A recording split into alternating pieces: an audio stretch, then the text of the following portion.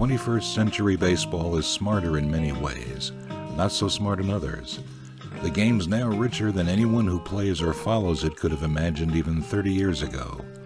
But when it comes to the game's riches, baseball often forgets the common good of the game can be very selective. I'm Jeff Kallman for Throneberry Fields Forever. Today I look again at an issue that the game could resolve but doesn't for whatever reasons.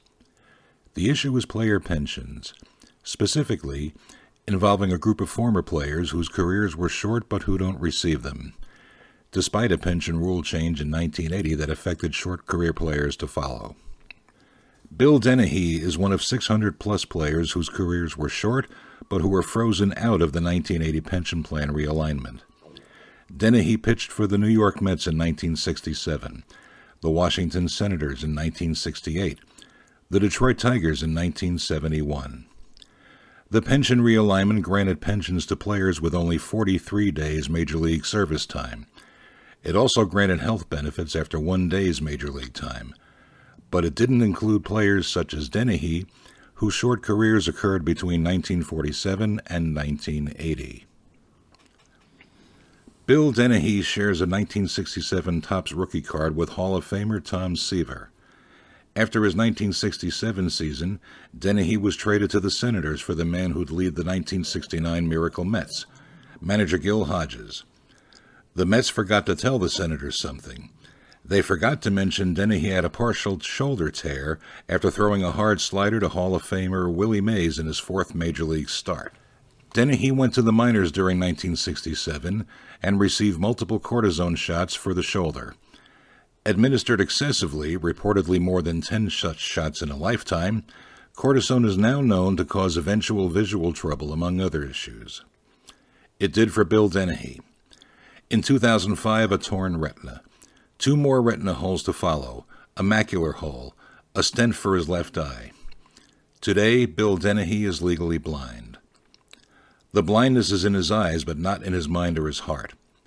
When I spoke to Denehy in 2019 by telephone from his Florida home, I asked him, did he think baseball's medical personnel in his time just didn't know the full extent of cortisone's dangers? Or did they give in to team pressure to hustle injured players back to the field? Great question.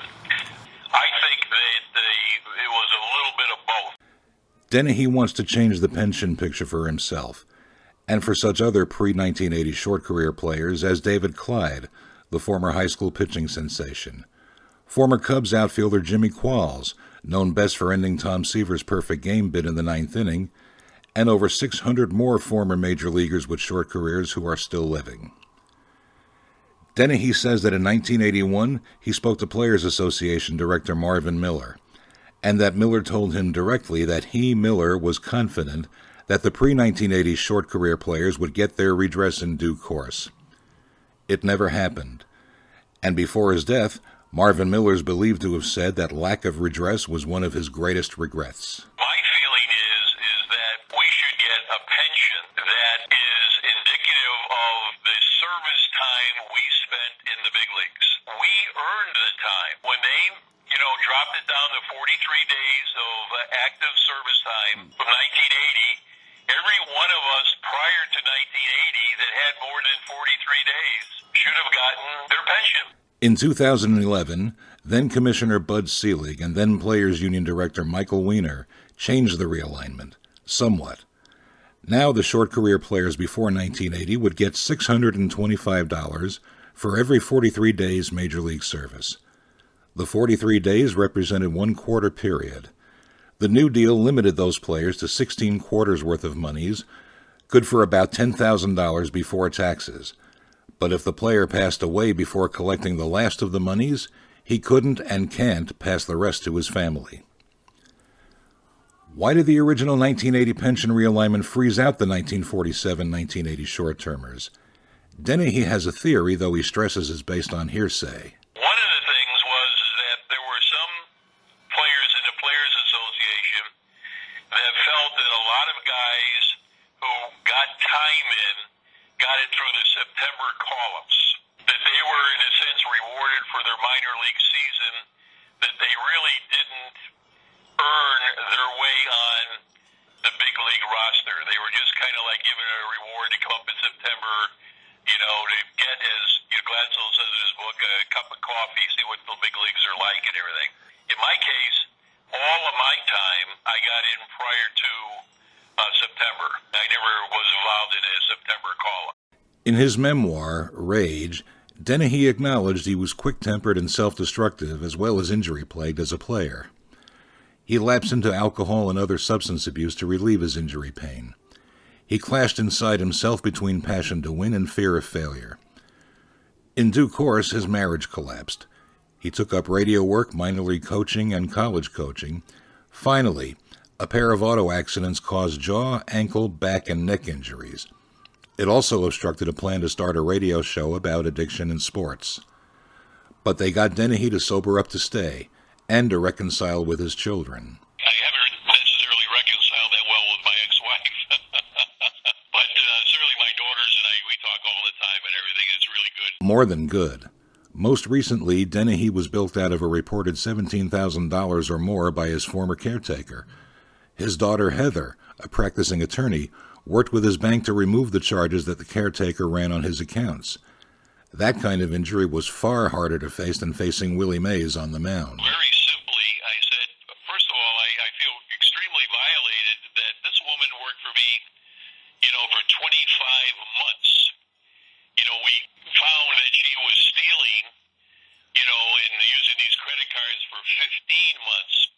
But my main reason for getting my story out there is the fact that I want to make sure that anyone who either has a handicapped person, or a senior citizen that's in their family or just a good friend or something, that if they need assistance, they go through an agency that, again, is bonded and is vetted to make sure that person that's going to assist them, doesn't have any kind of record, never did this before.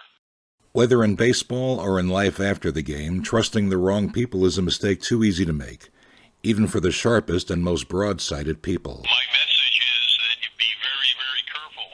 You can't go on in life without being able to trust people. But make sure that it's done over time, and make sure that you can talk to other people so that you don't feel that people are taking advantage of you. Bill Denehy continues fighting for full pension redress for himself and his 600-plus former short-career fellow major leaguers. He regrets only that he didn't think about getting a second opinion about his original shoulder injury, and he refuses to let his blindness interfere with living. I'm Irish. I'm Irish. I have faith in, a higher power. I've got some really good friends. I went back to my 50th high school reunion in 2014. I was absolutely amazed at the number of classmates that came up to me during that weekend and said how proud they were of me, being from our class, and getting to the big leagues and so forth. And I would say that I still stay in touch with a good dozen of them, a couple of them almost on a everyday type of call for them just to see what's going on or so forth. And Denehy has only one more baseball wish. I don't think that they owe me because of all the cortisone shots that they gave me. I don't think they owe me, for not diagnosing, the tear that I had in my shoulder and everything. All I'm asking for is what I earned, and that was the service time that I got in. If they do that, then make me, just a regular pension member, I would will continue to stay happy and to promote this great game of baseball. Baseball today is worth billions. The players' union isn't exactly impoverished. The law says they're not required to take care of players such as Bill Denehy, but doing the legal thing isn't always the same as doing the right thing. For the 600-plus former Major League players whose careers were short for assorted reasons, acknowledging their 43 days or more Major League time seems child's play. It wouldn't seem to cost the kind of money that would rupture or bankrupt the game. If you remember these players for even a single game, maybe you can influence their ultimate pension redress. Perhaps you can do it through the teams you remember them playing for. Call, write, email, text, tweet. Perhaps you can tell those teams it was wrong for the pension realignment to exclude those players. Perhaps you can tell those teams what I'll tell you in closing. Bill Denehy and short career players like him stood and acted with their union in the days that opened the doors to free agency and the fortunes yet to come. They don't ask for the fortunes today's biggest players earn. They don't ask for baseball do-overs. They don't even ask for do-overs in life. But they too help change the game for the better. Maybe you can help change the rest of their post-baseball lives, for even a little bit of the better. Until we meet again, thank you for listening now. My name is Jeff Kallman, and this has been Throneberry Fields Forever.